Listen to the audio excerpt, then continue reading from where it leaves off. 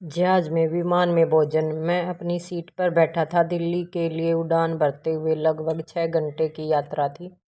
मैंने सोचा एक अच्छी किताब पढ़ूंगा और 1 घंटा सो लूंगा। टेक ऑफ से ठीक पहले लगभग 10 से सैनिक आए और मेरे आसपास की सीटों पर बैठ गए। यह देखकर मुझे रोचक लगा तो मैंने बगल में बैठे एक सैनिक से पूछा, आप कहाँ जा रहे हो?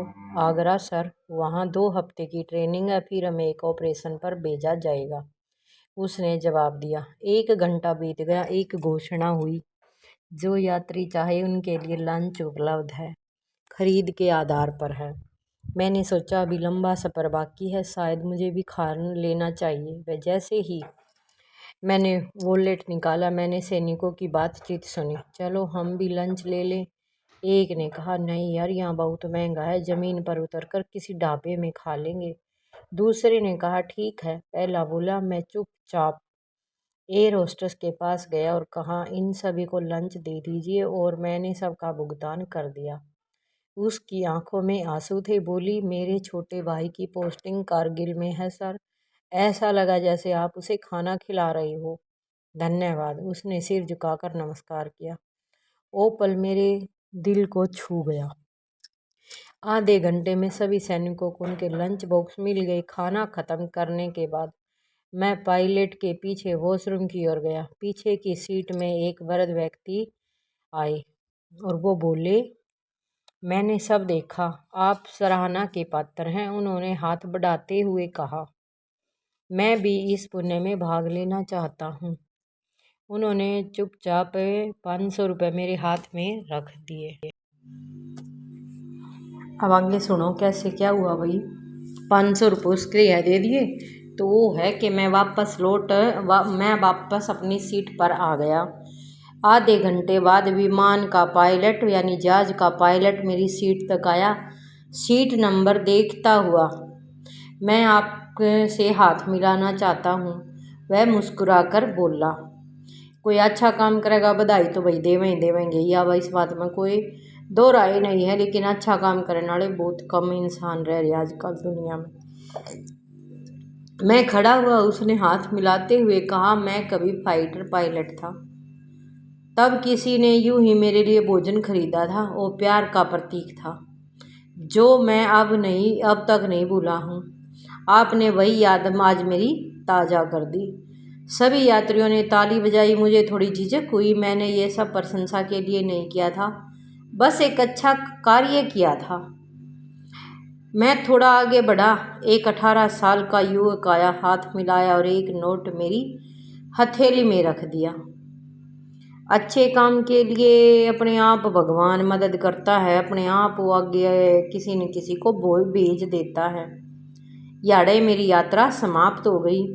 जैसे ही मैं विमान से नीचे उतरने के लिए दरवाजे पर पहुंचा, एक व्यक्ति चुपचाप मेरी जेब में रख कर चला गया। कुछ पैसे, फिर एक नोट।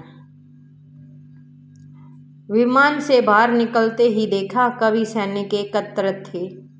मैं भागा और सभी यात्रियों द्वारा दिए गए नोट्स उन्हें सौंप दिए, क्योंकि उनका काम आ जाएंगे। ज्यों पैसा की कदर, पैसा का मतलब कदर तो सब जाना है भाई, लेकिन उनकी सही इस्तेमाल करना। कदर नहीं होती हो उन्हें बोझ कदर ही रहा है, वो कदर नहीं होती ना, वो आप ही बरतेगा ना वो किसी के काम आऊँगी। इसे आप खाने या किसी भी ज़रूरत में उपयोग करिए। जब तक ट्रेनिंग साइट पर पहुँचे, जो हम देते हैं वो कुछ भी नहीं है उस बलिदान के आगे जो आप हमारे लिए करते हैं। भगवान आपको और आपके परिवार को आशीर्वाद दे, मैंने नम आँखों से कह दिया। अब वे 10 सैनिक केवल रोटी नहीं, एक दूसरे विमान का प्यार साथ लेकर जा रहे, एक पूरे जहाज का प्यार साथ लेकर जा रहे हैं। मैं अपनी कार में बैठा और चुपचाप प्रार्थना की, हे प्रभु, इन वीर जवानों की रक्षा करना जो इस देश के लिए जान देने को भी तैयार हैं। एक फौजी जानबूझ कर नहीं इस बात का बेरा कि मैं मतलब बेरा को नहीं, मेरी नौकरी पूरी होगी या नहीं होगी, मतलब रिटायरमेंट तय का समय आवेगा या नहीं आएगा। कई मेरे भाई तो इससे हैं जो भाई मतलब ट्रेनिंग पे शहीद हो जावे हैं। एक सैनिक एक खाली चेक की तरह होता है। जो भारत के नाम पर किसी भी राशि के लिए बुनाया जा सकता है, यहाँ तक कि जीवन तक भी। दुर्भाग्य है कि आज भी बहुत लोग इनकी मान्यता नहीं समझते। आप चाहे इसे शेयर करें या कॉपी करें, यह आपका निर्णय है, पर जब भी इसे पढ़ोगे ना, आंखें नम हो जाएंगी। आगे बढ़ाइए। भारत माता के बेटों का सम्मान के लिए है, समय का सम्मान है, उनका सम्मान करना हमारा सम्मान है। जय हिंद।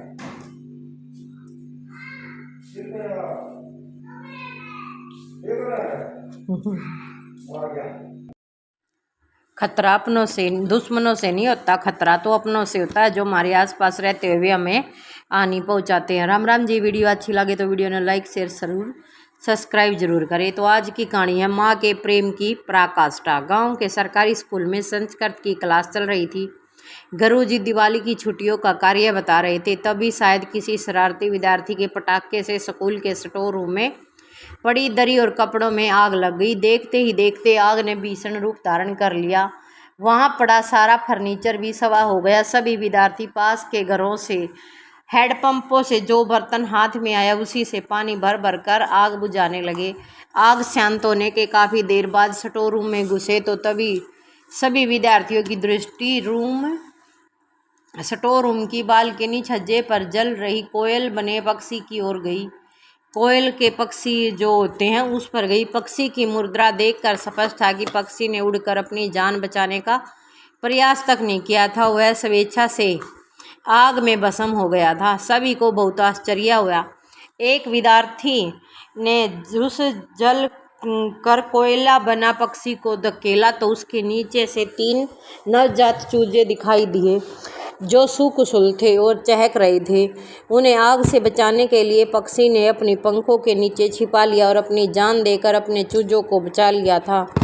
एक विद्यार्थी ने संस्कृत वाले गुरुजी से प्रश्न किया, गुरुजी, इस पक्षी को अपने बच्चों से कितना मोह था कि इसने अपनी जान तक दे दी, गवा दी अपनी जान। गुरुजी ने तनिक विचार करके कहा, नहीं, यह मोह नहीं है, अपितु माँ के प्रेम की पराकाष्ठा है। मोह करने वाला ऐसी विकट स्थिति में अपनी जान बचाता है और भाग जाता है। प्रेम और मोह में जमीन आसमान का फर्क होता है। ये बात सही है भाई। प्यार में प्रेम, जिसने प्रेम बोलो हो तो हम प्रेम में इंसान धरेती धोखा दे देगा, छोड़ देगा। लेकिन माँ का मोह एक ऐसी चीज़ हो है जो हमारी थी किससे भी। मोह में स्वार्थ नियत होता है और प्रेम में त्याग होता है। मोह में तो स्वार्थ होगा, हमारे लिए अपने लिए कुछ भी करना होगा, अपने लिए करेगा इंसान। लेकिन मोह में त्याग होता है, उसमें चाहे हमारी मृत्यु भी क्यों ना हो जाए। भगवान ने माँ को प्रेम की मूर्ति बनाया है और इस दुनिया में माँ से प्रेम बढ़कर कुछ भी नहीं है। माँ के उपकारों से हमें कभी भी उत्कृत नहीं होना चाहिए। इसलिए दोस्तों, माँ के आंखों में कभी आंसू मत आने देना। माँ एक ऐसी ही शक्ति होती है जो हमारे साथ नहीं भी होती है तो भी उसकी दुआ हमारे साथ होती है, तो हमारा कोई कुछ नहीं बिगाड़ सकता। लेकिन बहुत से लोग हैं ना, इन चीज़ा तो भाई दूर रह जाए, इन चीज़ा का बेरा ही कौन पड़ता। जो अपनी माँ ने मतलब इस हद तक दुखी कर दे हैं कि उसने कितने दूर भी छोड़ का आवे हैं, वृद्धाश्रम में छोड़ आवे हैं या और कुछ कर ले हैं, मार भी दे में है। यो कलयुग का ऐसा जमाना आ रहा है। लेकिन मैं तो ये कहूँ कि माँ कदे भी अपने बालक ने धोखा नहीं देवेगी। माँ जब धोखा देवा है, जब उनके साथ गलत करा है, जब उसने कति सारी हदें पार कर दो हो। तो राम राम जी सारा ने एक और नई वीडियो में आप लोगों का स्वागत है। तो वीडियो अच्छी लगे तो वीडियो ने लाइक शेयर सब्सक्राइब जरूर करिए करो। सनातन धर्म आपको केवल जीना नहीं सिखाता, वो आपको सम्मान और धर्म रक्षार्थ समय समय पर दुष्ट का मर्दन भी सिखाता है। श्री कृष्ण के अनुसार दुष्ट को कभी छोड़ो मत, चाहे अपनी गेंद फेंक कर ही विवाद मूल क्यों न लेना पड़े। श्री कृष्ण ने गेंद जानबूझकर यमुना में फेंकी। यमुना तो अपने तट पर बसे लोगों को अपना जल पिला रही थी। कालिया ने आकर मथुरा के पास यमुना पर कब्जा कर लिया और यमुना का जल लेने आने वालों का मौका देखकर शिकार करने लगा। कालिया के भय से गांव वाले पलायन करने लगे और यमुना के उस तट के बदले गांव वाले काफी दूर का फेरा लगाकर यमुना का जल लाते थे। भगवान श्री कृष्ण ने यमुना में गेंद जानबूझकर इसलिए फेंकी थी कि वो आने वाले युग को संदेश देना चाहता है कि दुष्ट के भय से पलायन करना मतलब दूर हो जाना कोई उपाय नहीं है, बल्कि दुष्ट के घर में घुसकर उसको मर्दन करना चाहिए। भगवान श्री कृष्ण संसार को बताना चाहते थे कि दुष्ट के हमले का इंतजार मत करो, क्योंकि खुद कोई बहाना बनाकर उसके दांत तोड़ दो। शत्रु के शक्तिशाली होने की प्रतिज्ञा मत करो, बल्कि खुद ही उसके घर में गेंद फेंको और गेंद को लेने के बहाने उसके घर के भीतर घुसो। उस दुष्ट तुम पर हमला अवश्य करेगा, और जब वह तुम पर हमला करे उस दुष्ट का मर्दन कर दो। और हाँ, यह भी याद रखो कि जब कालिया का मर्दन करने उनके घर में घुसो तो उसे चुपचाप खत्म मत कर दो, बल्कि बलराम, मन, सुखा आदि को गांव वालों को बुलाने भेज दो, ताकि वो भी आकर देख ले कि जिस कालिया के डर से वो लोग पलायन कर रहे थे वो कालिया कितना कमजोर है। इधर श्री कृष्ण यमुना में कूदे और उधर बलराम भागे गांव की ओर। बलराम चिल्लाए, मैया, बाबा, काका, मामा, दादा, दौड़ो। कान्हा यमुना में कूद गया। क्या आपको लगता है कि शेषातावर बलराम भय से चिल्ला रहे थे? नहीं ना, क्योंकि श्री कृष्ण तो शक्तिशाली था ना, तो वो तो भाई कहीं भी कूद सका था। तो इसका मतलब यो ही है कि दुश्मन तक डर कर मत बैठो। दुश्मन न दिखा दो कि हमने भी, हमारे में भी ताकत है। ऐसे ऐसे दुश्मन पड़े बैठे हैं जो हमारे 31 सीने के ऊपर गोली तानने बैठे हैं, लेकिन उनकी चलान की हिम्मत कौन होती। चलाओगे वे फिर भी पीठ पीछे, क्योंकि वे सीने पर चलान के लायक के कोने होते। आगे सुनो कि वह है बलराम भय से चिल्ला रहे थे। बलराम भय से नहीं चिल्ला रहे थे, बल्कि चाह रहे थे कि आज सारा गांव कालिया मर्दन होने देख ले। सभी देख ले कि किसी दुष्ट से डरने की नहीं, बल्कि दुष्ट को नाथ कर उसके सर पर सवार होने की आवश्यकता है। इधर हाहाकार करते गांव वाले यमुना के तट पर पहुंचे, और उधर श्री कृष्ण ने कालिया को धर दबोचा। जब श्री कृष्ण ने कालिया की गर्दन मरोड़ी दी तो गिड़गिड़ाया, हमने तुम्हारा तो कुछ नहीं बिगाड़ा, फिर तुम मुझे क्यों मार रहे हो? श्री कृष्ण ने प्रत्युत्तर में कहा कि मैं अपने ऊपर अत्याचार होने की प्रतिज्ञा नहीं करता। मैं तो एक एक दुष्ट को ढूंढ कर उसे दंड देने आया हूँ। कालिया गिड़गिड़ाने लगा। उसकी पत्नी ने भी श्री कृष्ण के पैर पकड़ लिए और अपनी छाती पीटने लगी। आज भी ऐसा ही होता है। आपने देखा ही होगा कि दुष्टों के परिवार छाती पीटने में बहुत माहिर होते हैं। जब सामने वाला शक्तिशाली हो तो वह रोने पीटने लगते हैं। कालिया की कसम खाने लगा। कालिया भी कसम खाने लगा, इस बार मुझे छोड़ दो तो मैं यहाँ से चला जाऊंगा। देखो, श्री कृष्ण ने कहा, मैं तेरे प्राण तो छोड़ दूंगा, लेकिन तेरे भय को तो समाप्त करना आवश्यक है ना। यो एक बार तेरे भय का मर्दन हो जाए, उसके बाद अगर तू दोबारा भी आ जाएगा तो तुझसे कोई डरेगा नहीं। तब कोई और भी तुझे पीट देगा। सही बात है। अब तू चल, जल के ऊपर चल। आज तेरे सिर पर ही होगा नृत्य हमें दुनिया को दिखाना होगा कि दुष्टों के नकेल कसकर उसके सिर पर कैसे चढ़ा जाता है। और फिर संसार ने देखा कालिया के सर पर नाचते हुए श्री कृष्ण को। श्री कृष्ण ने यही सिखाया है कि दुष्ट को कभी छोड़ो मत, चाहे अपना गेंद उनके घर में फेंक कर ही विवाद मोल क्यों न लेना पड़े। वीडियो अच्छी लगी हो तो वीडियो ने लाइक शेयर सब्सक्राइब जरूर करियो भाई, क्योंकि बहुत अच्छी वीडियो है। बहुत सारे लोग हैं जो ऐसे ऐसे दुष्ट कर्मों से, दुष्टों से डरे हुए रहते हैं, कुछ बोल नहीं पाते हैं, कुछ अपने मन की बात नहीं बोल पाते हैं, है ना, डर के रहते हैं। तो आज भी जो अधर्मी मौका देखकर हमला करते हैं उनको वसूल नष्ट करना होगा, तभी विश्व में शांति की स्थापना हो सकेगी, चाहे इसके लिए खुद ही गेंद को क्यों न फेंकनी पड़े। जय श्री राम जी। वीडियो अच्छी लगी हो तो वीडियो ने लाइक शेयर सब्सक्राइब जरूर करो। एक बार फिर से मिलते हैं नई वीडियो के साथ। तब तक के लिए सभी को मेरी हाथ जोड़कर राम राम भाई।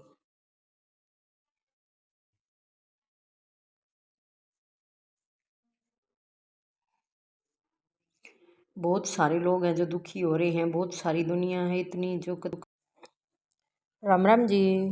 वीडियो अच्छी लगे तो वीडियो ने लाइक शेयर सब्सक्राइब जरूर करियो भाई। वशीकरण मंत्र, किसी ने अपने वश में करण का मंत्र इतना आसान बताऊंगी कि किससे दुश्मन ने भी चाहे अपने बस में करके न कोई काम करवा लियो हम, पर वो थारे बस में हो जाएगा, कदे भी वो थारे बस तक छुटेगा नहीं। तो ध्यान से सुनियो, पूरी वीडियो ने देखियो, जब बे बेरा पाटेगा बीच में तो छोड़ दी तो फिर नहीं ना सोचो काम बन जाएगा। तो सुनो, दुनिया में गुरु लोग अपने अपने अलग अलग मंत्र देते हैं। कोई तो दूसरों को वश करने के भी कैसे कैसे वशीकरण मंत्र देते हैं।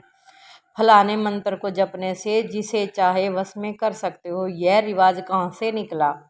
परमात्मा जो नई सृष्टि रचने वाला है वही पहले पहले मंत्र देते हैं, मन मना भव। इसका नाम यह वशीकरण मंत्र अर्थात मन को वश में करके माया पर जीत पाने का मंत्र है। इस मंत्र द्वारा किसी मनुष्य को नहीं बल्कि अपने आप को, स्वयं को मन के वश करना है। परमात्मा कहते हैं मन मना भव अर्थात मन में को मुझ में लगाओ। मन मना भव के वशीकरण मंत्र से ही माया पर जीत पाया जा सकता है। यही मंत्र सब कोई दिलाना है। यह मूल मंत्र महामंत्र परमात्मा ही देते हैं, जिसका वर्णन गीता में भी है। यह मंत्र कोई अंदर में जपना नहीं है, इसे तो समझना है, धारण करना है, मन को परमात्मा में लगाना है। मन को वश में कर जब पतित पावन परमात्मा में लगा ले तो मन दुनिया से व्यर्थ से हट शुद्ध पवित्र हो जाता है। अतः किसी को भी समझाओ तो यह बुद्धि में बिठाना है, बेहद के पतित पावन बाप को याद करो। वही सबका सदगति दाता, वही पवित्रता और सुख शांति का दाता है। मन परमात्मा से लग जाए तो फिर किसी को वश करने की आवश्यकता ही नहीं रह जाती। भगवान ही मिल गया तो फिर और क्या बाकी रह गया। वीडियो अच्छी लगी हो तो वीडियो ने लाइक शेयर सब्सक्राइब जरूर करियो। तो एक यो मंत्र है, हर किसी को अपने वश में करने का। भगवान को अपने वश में कर लो तो सब हमारे अपने आप